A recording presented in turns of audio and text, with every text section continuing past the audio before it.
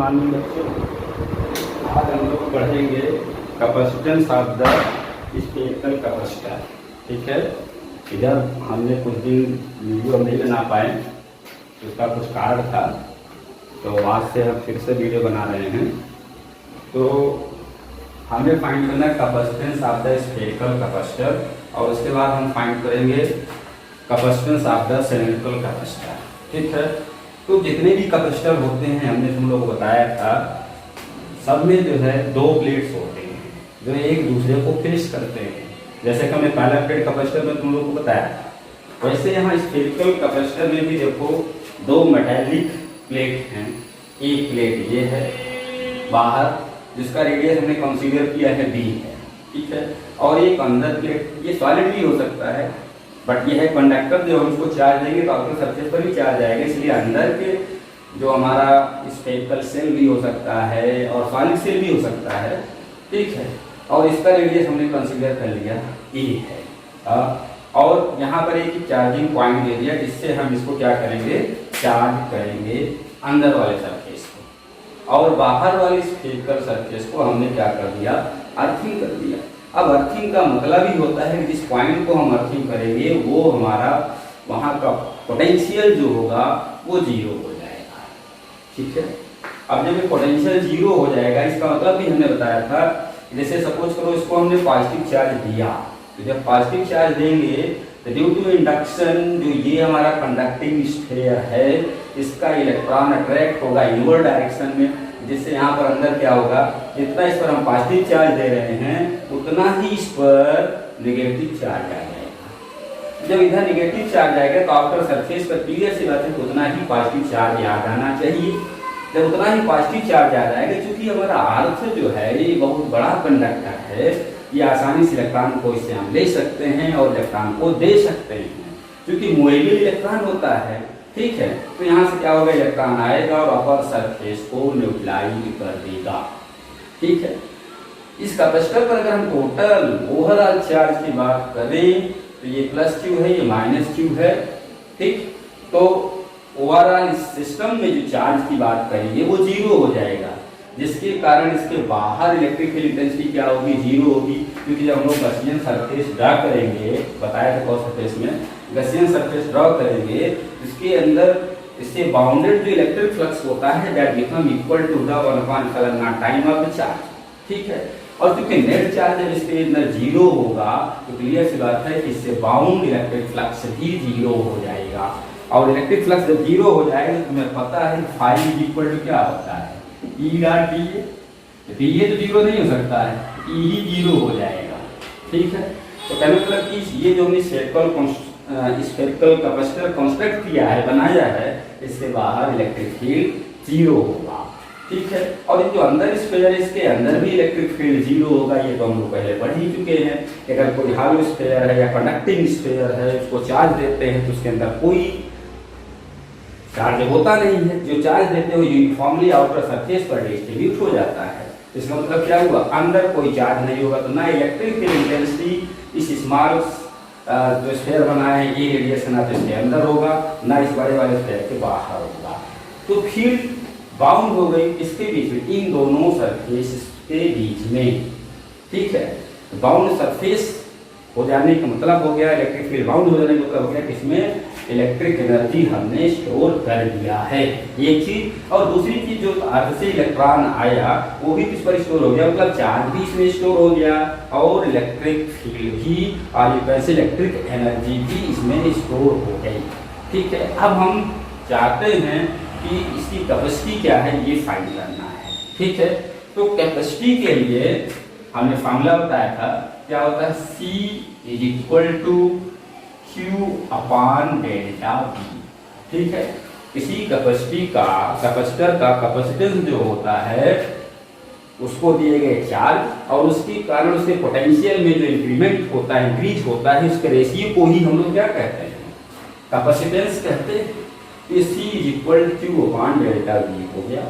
ठीक है, अब हमें फाइनली फाइंड क्या करना है, अगर देखा जाए तो डेल्टा V फाइंड करना है।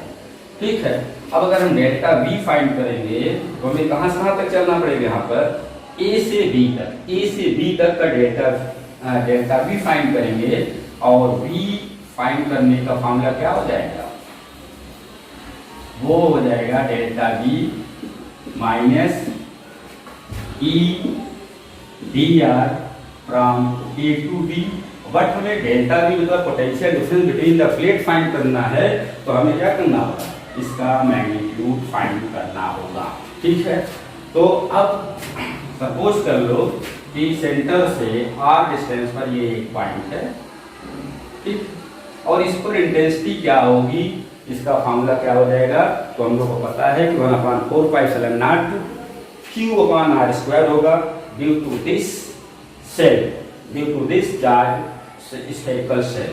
But due to this charge spherical shell तो जीरो होगा, क्योंकि ये पॉइंट जो हमने यहाँ लिया है, सपोज कर ये पॉइंट P है, ये इस सेल के अंदर है, इसके कारण तो कोई इलेक्ट्रिक फील्ड इस पर होगी नहीं, बट इसके कारण इलेक्ट्रिक फील्ड होगी। तो अब यहाँ पर अगर हम लिखेंगे तो क्या हो जाएगा, A to B 1/4πε0 Q/r², और ये क्या हो जाएगा, dr हो जाएगा। क्लियर?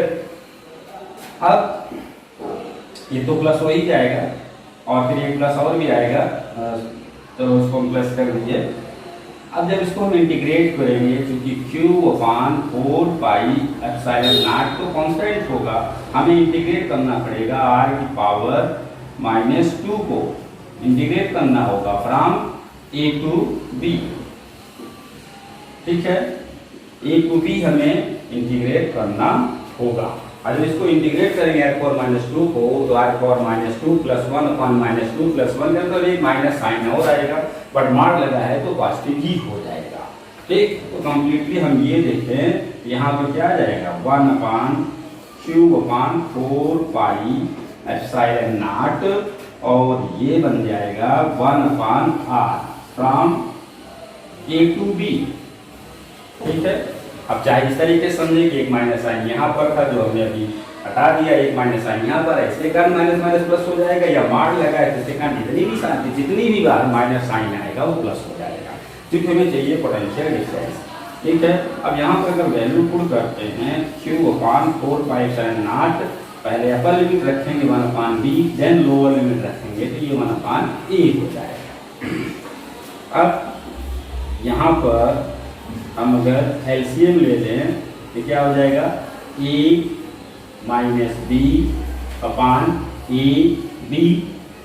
ठीक है, और अभी यहाँ पर मार्क लगा ही है, रहने देते हैं, इसलिए हमने रहने दिया क्योंकि a जो होगा वो b से लेस हो जाएगा, क्योंकि मार्क लगा है, इसलिए हम इसको a - b को b - a भी लिख सकते हैं। तो डेल्टा v की वैल्यू हमारे पास क्या हो जाएगी, 1/4πε0 Qb-a/ab।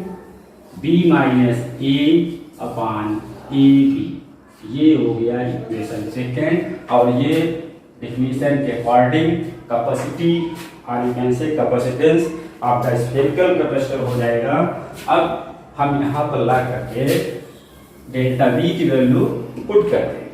जब डेल्टा V की वैल्यू पुट करेंगे तो C = आ जाएगा Q/1/4πε0 Qb-a/ab। ये Q से Q कैंसिल हो जाएगा और C आ जाएगा 4πε0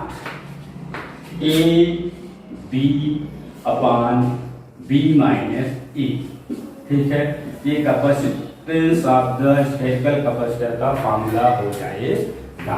ठीक है, इसी तरीके से अब हम लोग फाइंड करेंगे capacitance of the cylindrical capacitor. ठीक है, और सिलिंड्रिकल कैपेसिटर में भी क्या होगा समझ सकते हैं, क्योंकि हर एक तरीके के कैपेसिटर में दो प्लेट होते हैं, तो इसका मतलब यहाँ पर भी क्या हो जाएगा, दो सिलिंड्रिकल सरफेस होंगे।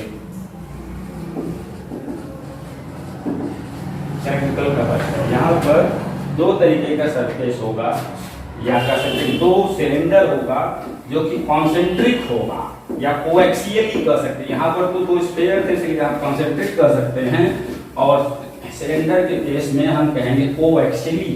कोएक्सियली का मतलब क्या हो जाएगा कि दोनों सिलेंडर का जो एक्सिस होगा वो सेम होगा, कॉमन होगा। ठीक है, अब देखो हमने इस इक्वेशन 1 को इसलिए नहीं किया क्योंकि ये अकॉर्डिंग टू डेफिनेशन है, इसी के हेल्प से हम सिलेंड्रिकल कैपेसिटी को लाएंगे। तो हम देखते हैं, तो यहाँ पर कह लो एक सिलेंडर हमारे पास ये है, ठीक, और इसी के अंदर एक दूसरा सिलेंडर है हमारा, ये इस तरीके से।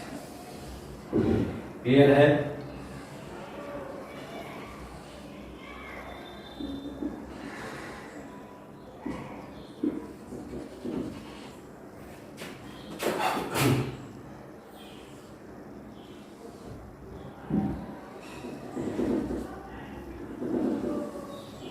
और इन दोनों का एक्सिस जो है वो सेम है, कोएक्सियली दो सिलेंडर एक दूसरे के कवर करते हुए रखे गए हैं।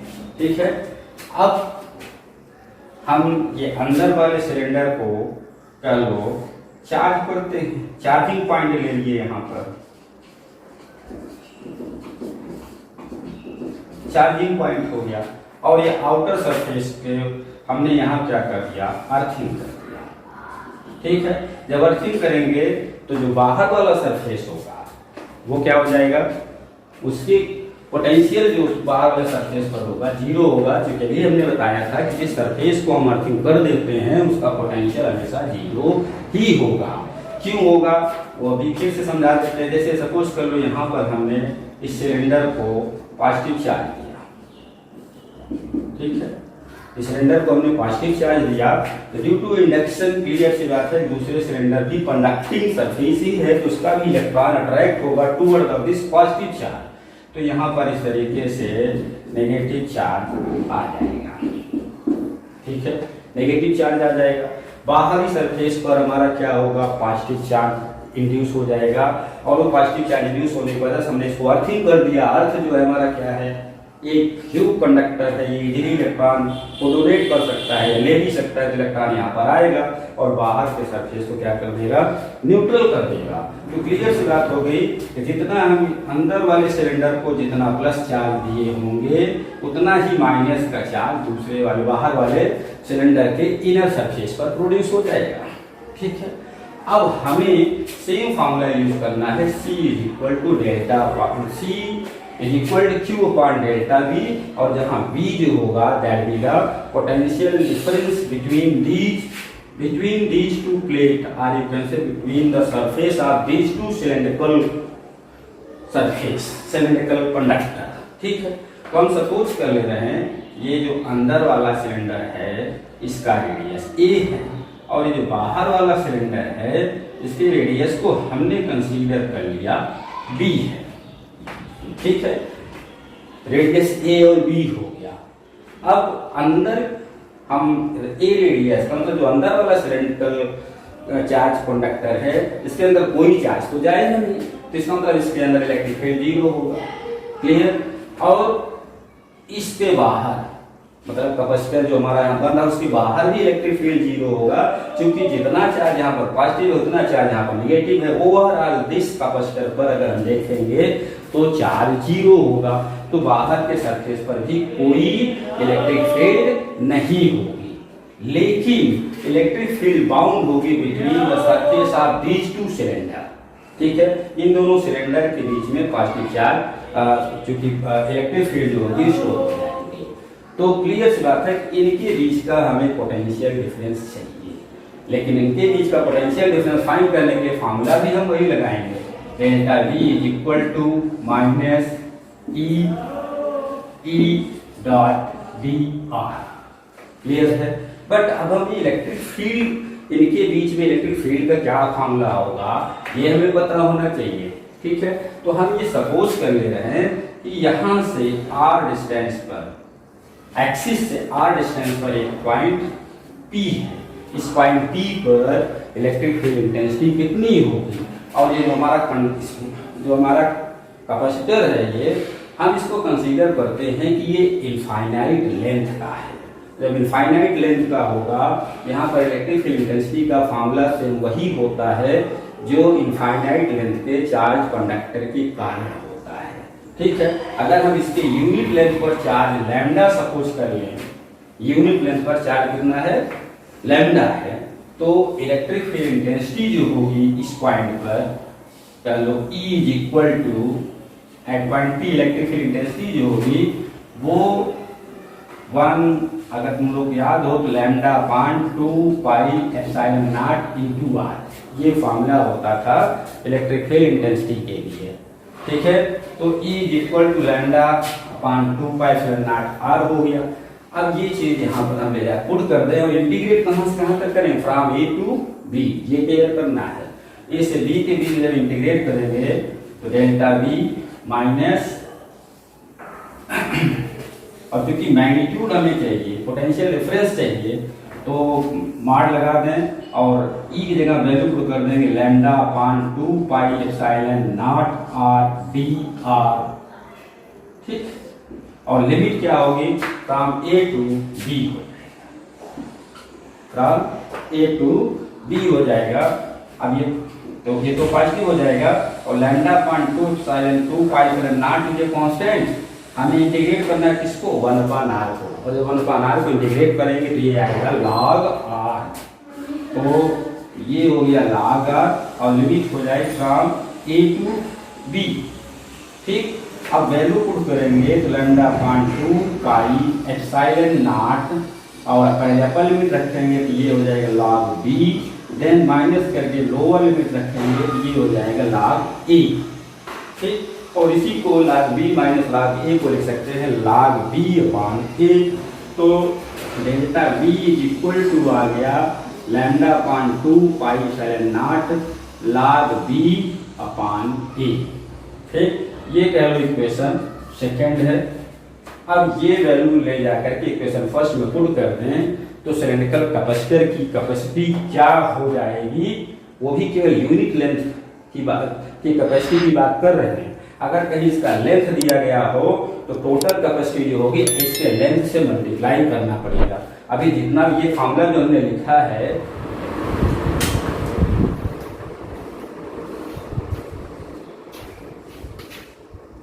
तो ये इक्वेशन सेकंड हमने बनाया, delta V potential difference between these two cylindrical plate जो है वो lambda upon 2 pi epsilon not log b upon a है। ठीक है, ये लैम्डा क्या है, charge on unit length of the cylindrical capacitor है। तो अब ये इक्वेशन 1 से हम देखें, फ्रॉम इक्वेशन 1 ये जो Q है, ये Q क्या होना चाहिए, चार्ज ऑन यूनिट लेंथ होना चाहिए। तो capacitance of cylindrical capacitor, cylindrical capacitor of unit length, of unit length अगर लेते हैं तो Q की वैल्यू, Q की जगह क्या पुट करना होगा, लैम्डा पुट करना होगा, क्योंकि हमें पता है कि लैम्डा जो होता है Q बाई L होता है। ठीक है, तो जब हम यूनिट लेंथ का चार्ज यहाँ पुट करेंगे तो यही C इक्वल क्या हो जाएगा, lambda upon delta V। Clear है, Q अपान डेल्टा V तो पूरे के लिए हो जाएगा, बट यहाँ पर हमने electric field intensity unit length के कैपेसिटर के लिए फाइंड किया है, तो और पोटेंशियल डिफरेंस भी उतने के लिए ही फाइंड किया है।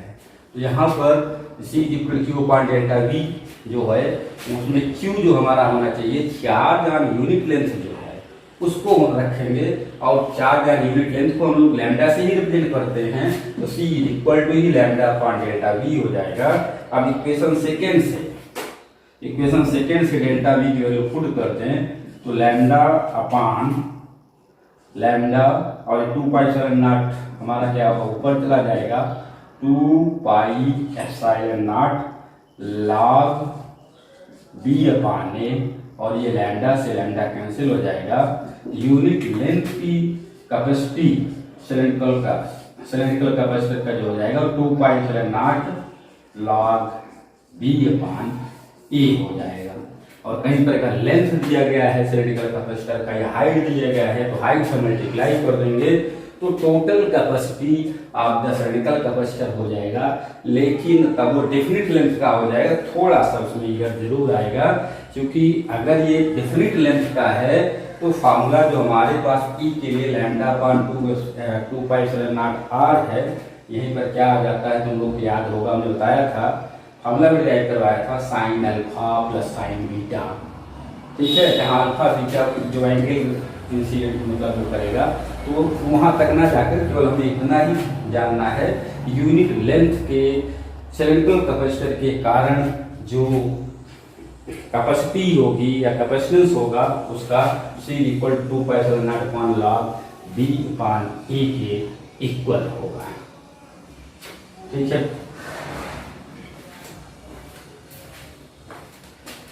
अगर जो हमने कंटेंट वीडियो में बताए हैं वो समझ में आया हो तो लाइक करें और शेयर करें। Thank you.